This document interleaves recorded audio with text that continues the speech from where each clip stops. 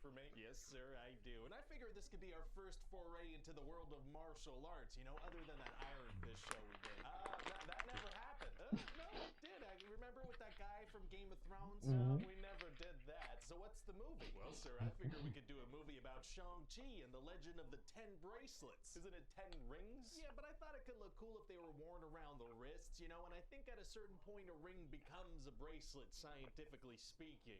No, I think at a certain point a bracelet becomes a ring, but then if a ring expands, it's always a ring. That sounds like it makes sense. Okay, 10 rings it is. Amazing. So what happens in the movie? Well, we're gonna meet Shang-Chi, right? But he calls himself Sean, and he lives in San Francisco. Okay. And he's friends with this girl named Katie, and they work as valets together. How do we know they're best friends? Because one of her first lines is, "We've been friends for 10 years. Oh, best friends love stating how long you've been best friends with them. Yeah, they do. So they're in love, I imagine. I mean, one's a boy and one's a girl. No, they're just friends. Okay, so anyway, one day they're taking the bus together and Shang-Chi gets attacked by a bunch of assassins. Oh no. Yeah, so he's gonna suddenly reveal that he's like an insanely good martial artist and he's gonna have this incredible fight scene with them on this bus. Yeah, he's fighting some bad guys on a bus. Yeah, they're like doing martial arts and he's using the environment, you know, he uses his jacket at a certain point. Oh, a relatively grounded, well-choreographed fight scene? That's actually refreshing. And the bus's brakes get cut and Katie has to drive the bus and Shang-Chi dives and the bus gets cut in half. Oh, there's the Marvel over-the-topness. Okay, gotcha. So Katie's like, "Hey, what's up with you secretly being a martial arts master?" And he's like, "Yeah, I'm secretly a martial arts master, and I gotta go see my sister now." Oh, he does? Yeah, see, he got this postcard that he thinks is from her, so he needs to fly to China because he thinks she's in danger too. Gotcha. So he's like, "Bye, Katie, I gotta go." And Katie's like, "No, I'm coming with you." Oh, best friends love coming on dangerous adventures with you off of little to no information. Yeah, they do. So wait, no. So we can have some. No, you hold up. That is her best friend. If she didn't go along with him, and they've known each other since I think it was either high school or since high school. So no, that was like 10 years that they basically knew each other. No, fuck you. They both actually are really good friends, and it makes 100% sense that she went ahead and went onto a dangerous mission with him to go ahead and protect him. Make sure he was good, because that's her best friend, because that's what friends are for. Some comic relief around that people can explain things to. Oh, very helpful. Yeah. And so what happens when they get there? Well, we're gonna meet Shang-Chi's sister, Xialing. And what's her deal? Well, after their mom died, their father, Wen-Wu, put Shang-Chi through torturous, brutal training for years, right? That's terrible. Yeah, but she wasn't allowed to train with the men, so, you know, it was pretty unfair to her. Yeah, I mean, what a jerk of a father. How come she doesn't get the brutal torture? Oh, wait, I don't know how I feel about this morally. So since she couldn't train with them, she watched them and taught herself how to be even better than them. But how could she learn, like, the grabbing moves and stuff? Wouldn't she need people to practice with? No, not even. Oh, okay. So anyway, it turns out his father, and he has them both captured. Oh, no. Yeah, so they head to his place because he wanted to basically reunite the family, and he thinks he knows how to bring their mom back from the dead using these pendants and a map and stuff. So why did he send assassins after them? Oh, well, he says he knew they wouldn't be able to kill his children, so then why try? So we can have some fight scenes in the movie. That's a good point. So what's this guy?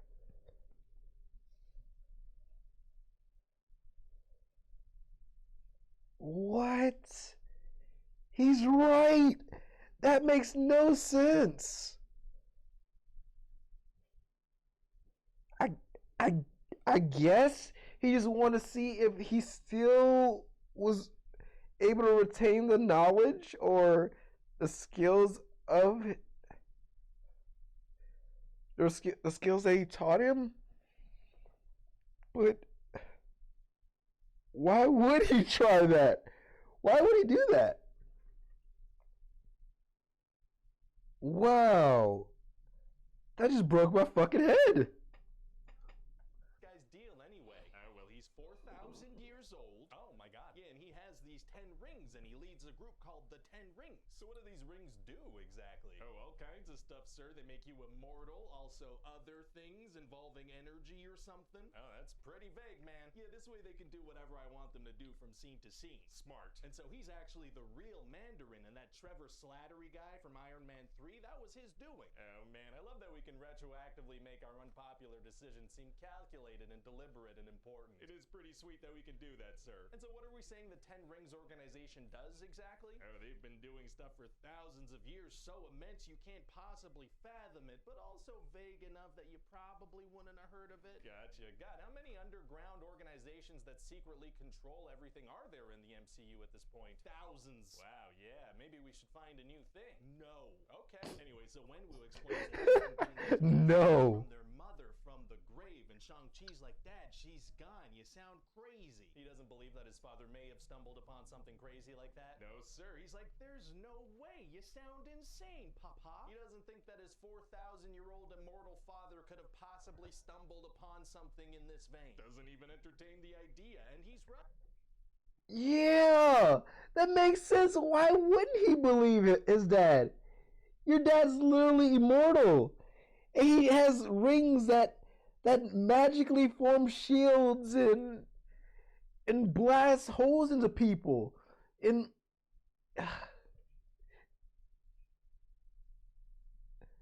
like he sees his dad literally go to a fucking at this no wait, well, spoilers anyway. If you're watching this video and you haven't seen the movie, I don't know why you're watching this video. So if he literally watches his dad kill people with rings on his wrist. He even knows his dad is fucking immortal. So why doesn't he believe that his dad may have stumbled upon a way to bring his mom back?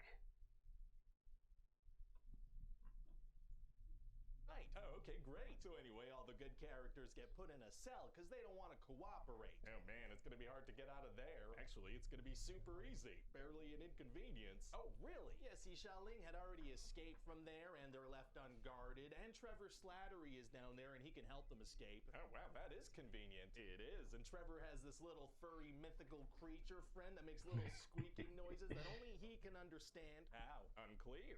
Okay, that's kind of weird, but I guess it could be fun if it's just a couple of, playful, semi-understanding back and forth. The creature's gonna give precise driving directions that are crucial to the plot. Oh, it is. Okay. You see, they need to go to this place called Talo, where their mom is from, but they need to drive through a mythical forest to get there in a beautiful BMW.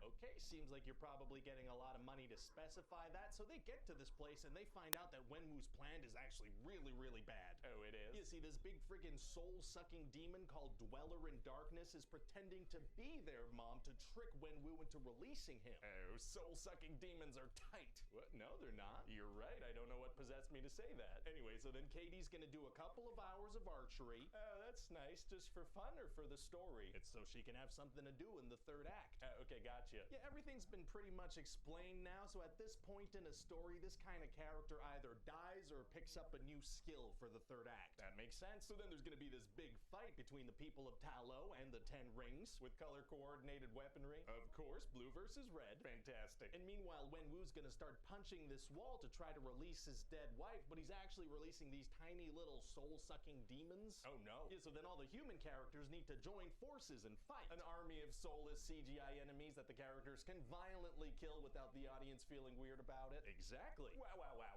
wow. And then Shang-Chi has to fight his father. Oh, wow, a grounded fight with very personal stakes. That's actually a nice change of... And they shoot colored energy blasts at each other, and a giant demon pops out, and a giant dragon pops out and fights it too. Oh, there's the Marvel over-the-topness. Okay, gotcha. Yeah, and so Wenwu dies, and then the next 10 minutes are gonna be just whatever the computer is able to render. Oh, they can render a whole visual mess of craziness. Can it be super colorful, but also somehow entirely gray? You know it. Amazing. And so then Shang-Chi manages to kill the demon with the 10 rings and save the day. So what are the 10 rings exactly? Do we find out? Oh, stay tuned. Oh? Yeah, we're gonna have a post-credit scene where it's like, oh, these are probably made out of something that's gonna be important eventually. Stay tuned. Nice. No better way to end a Marvel movie than with a commercial for future projects, and that should about do it, actually. What is that? That's just the Marvel movie checklist. There's a checklist? Of course there's a checklist, and you've done great, my friend. Big, messy CGI battle in the third act, secret evil organization, color-coded energy blast. We got cameos from other Marvel movies. Trevor Slattery, Wong, and Abomination. Does the main character remove his shirt to reveal a six-pack at a certain point? He does, yeah, great physique. Well, fantastic. If we could just add a tease that another Marvel character is off doing something important, that'd be great too. On it.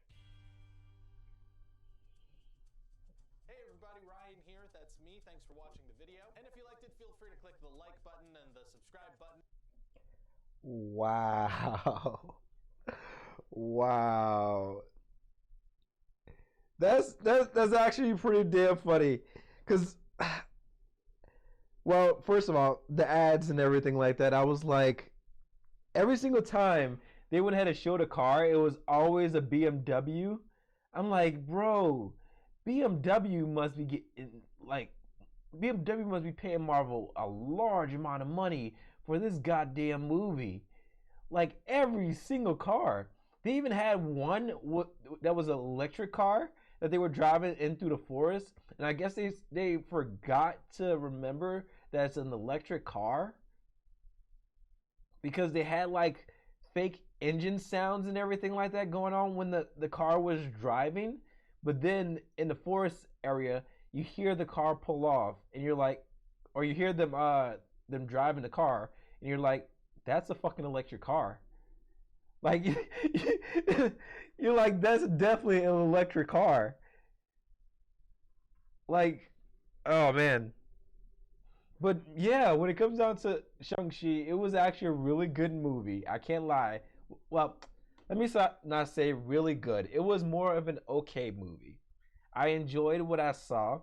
I didn't particularly like all the heavy CGI or anything like that. I felt like that could have most of the movie could have been done with like actual practical effects, like or set pieces and everything like that. But keep in mind, Shang-Chi was being filmed whenever COVID was going on, so they did have like only a certain limit amount of um, things that they were able to do during that time. So it makes sense that all this extra stuff went ahead and happened. But at the exact same time, I'm like, they could have given me at least a little bit more substance. Because when it comes down to the CGI fights and everything like that and computer animated graphics when it came out of Shang-Chi, I was like, okay, you can obviously tell that they're on a set piece. Like, you can obviously tell that they're on a blue screen set. Even when it comes down to the, especially when it came down to like the scene with when they were hanging outside of the building and everything like that, I was like, this is definitely all just blue screen. Like, they have blue screen all the way around this. Like, and I think it only was done that way. You could only tell that it was blue screen because the reflection that was in the back of the glass was so crisp that I was like, yo, this is definitely digitally made. Like, if at least if it had like some specks of dirt or some scratches on it or anything like that, I could see it looking like actual real glass. But no, I was like, man, this is just completely CGI, everything. But I hope you guys enjoyed my reaction. If you did, please be sure to hit the thumbs up button and subscribe down below for more videos just like this one.